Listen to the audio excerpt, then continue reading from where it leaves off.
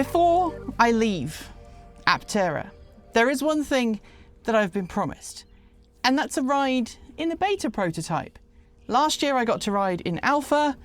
This year I get to ride in the open air beta. Matt, let's hit it. Have fun.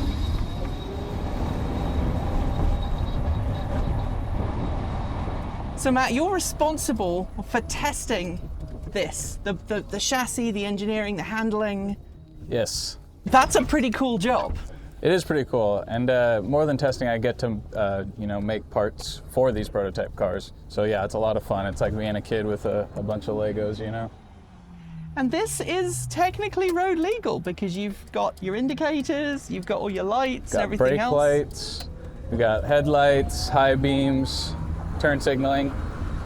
Now, is this the triple motor variant? Yes. 3 motors. And obviously right now you don't have the full battery in it. This is just for engineering purposes more than anything else. Yes, this is a battery very similar to the ones that are in the Alpha car. It's just made out of off-the-shelf components. But yes, we can't step on it fully because the battery is not quite designed for that. And as Chris was explaining to me when I had a chat with him, the reason why this doesn't have any doors, the reason why this doesn't have all of those extraneous things is it would just get in the way, right? Yes, exactly. And this vehicle is just to test the suspension. You know, we'll have different test mules for, an interior buck, the solar. That's actually the next car that we're making is a solar beta. It will have a functioning solar roof.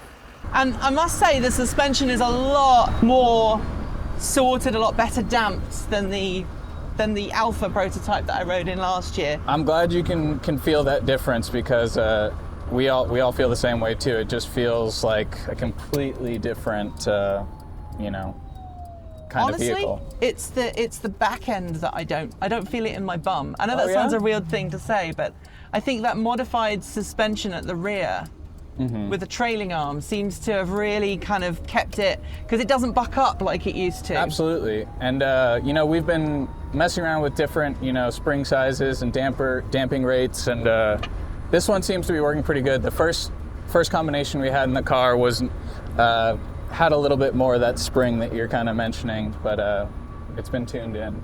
We went over a bump in the road there, a pothole, and I barely felt it with that rear wheel. Yeah? I didn't even realize we went over a pothole. It was very interesting, because obviously people say with a three-wheeler, you're always going to hit the pothole. Mm-hmm. But in that situation, we hit the pothole and it kind of glided almost over it, I guess. Yeah. But it really holds the corners as well. Oh, yeah. There's very minimal body roll, which feels weird. It is. For a three-wheeler. You'd expect a three-wheeler to have much more of a body roll feel to it, but I think that with its wide stance and the suspension team just really knocked it out of the park with their geometry design.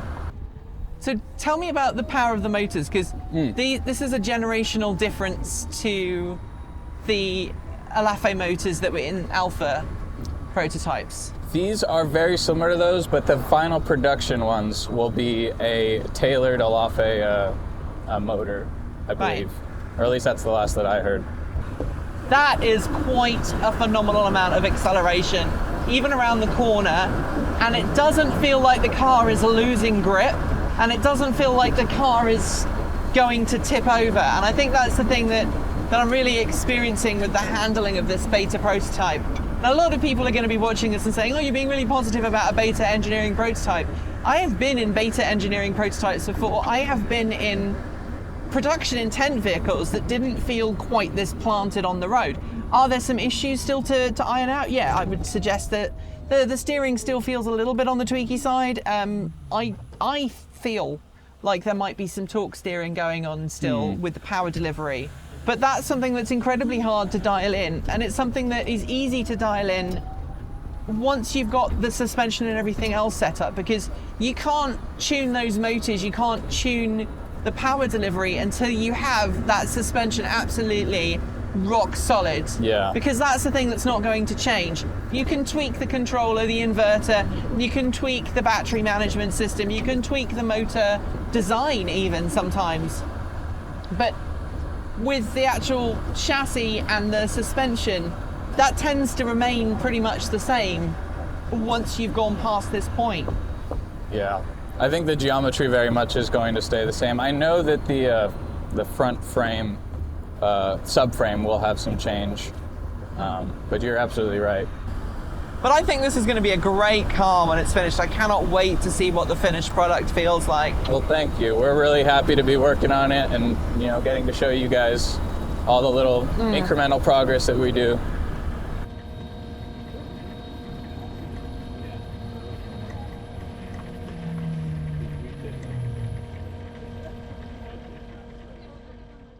Matt, that was real fun. Thank you. Pleasure. And thank you to those of you at home who are watching. If you watched the other video that we brought you from Aptera, you'll know that we don't have a teleprompter. Obviously, I can't fit one in this vehicle. But what I can do is I can read the names of the wonderful people who make this channel possible off my phone. So thanks to the folks on my right for being our $15 to $49 a month patron supporters. Special thanks to our $50 a month patrons. That's Chris Maxwell, Bennett Elder, Brian Newton, Dave Kitchen, Michael Goad, Ricky Leon, Andrew Martin, Guido Jahota, Brophy Wolf, Tashlin in the Gong, Gordon C, Stephen O'Donoghue, Carl Hodgson, Anthony Coates, Regine Fellows, Rory Litwin, Anonymous Freak, Jim Burness, Zachary Courtney, Chris Centaur, and Denny Hyde. And of course, our deepest gratitude to our $100 a month supporters.